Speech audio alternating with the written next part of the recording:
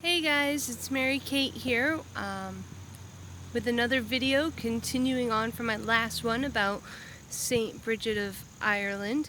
Now we are going to talk about another saint. This one is Saint Polycarp, who is the Saint of Earaches.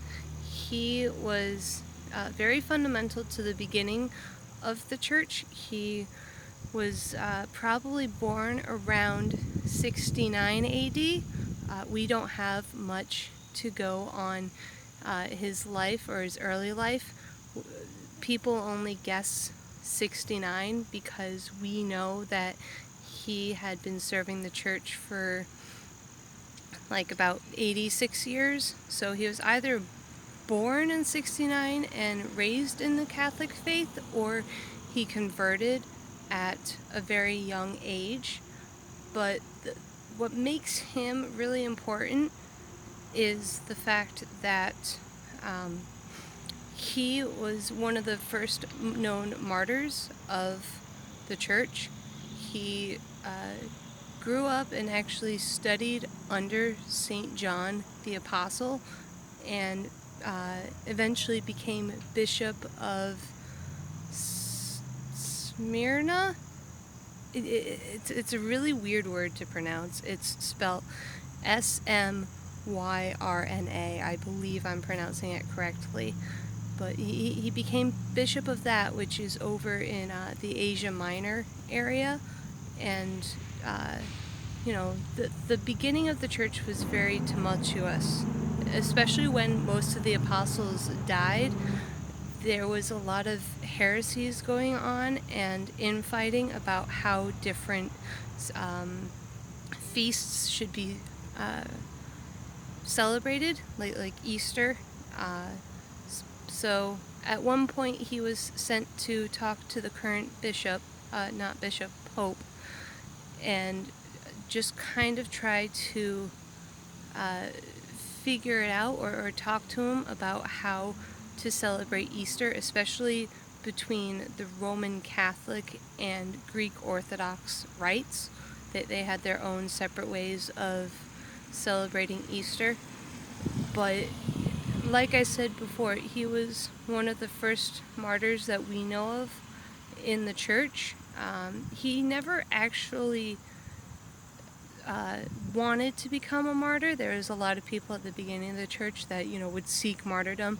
He never actually wanted to become a martyr. It's more something that was cast upon him, because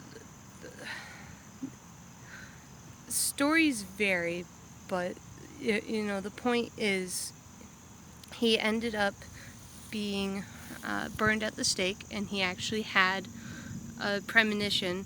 He was sleeping one day, and he dreamed that his pillow was on fire, and he took that as a sign that he would be burned at the stake.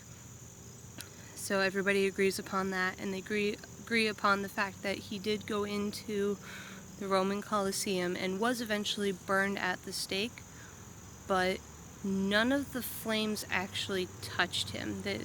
They kind of, kept him in a cocoon. They billowed out around him in a sort of cocoon without actually consuming him.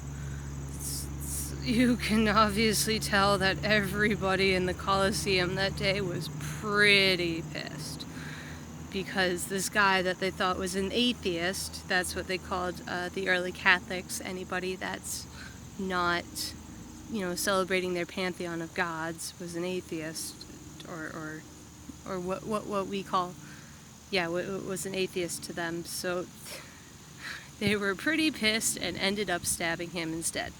So he was supposed to be burned at the stake, which I believe was like a very popular way of executing early Christians back then, but he ended up getting stabbed instead. But he was really well respected. He was well known and well respected. So it wasn't like, they just pulled someone off the street. It's like, take any well known like Catholic singer or somebody that talks about the faith. It was someone well known. It wasn't anyone like you or me. So it was a pretty big deal when he became a martyr.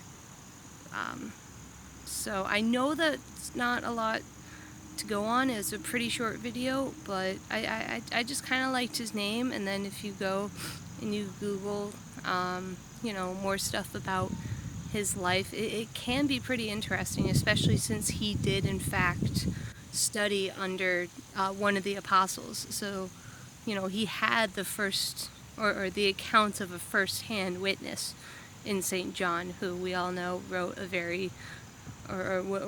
one of the very powerful books of our Bible. So I hope you enjoyed the video.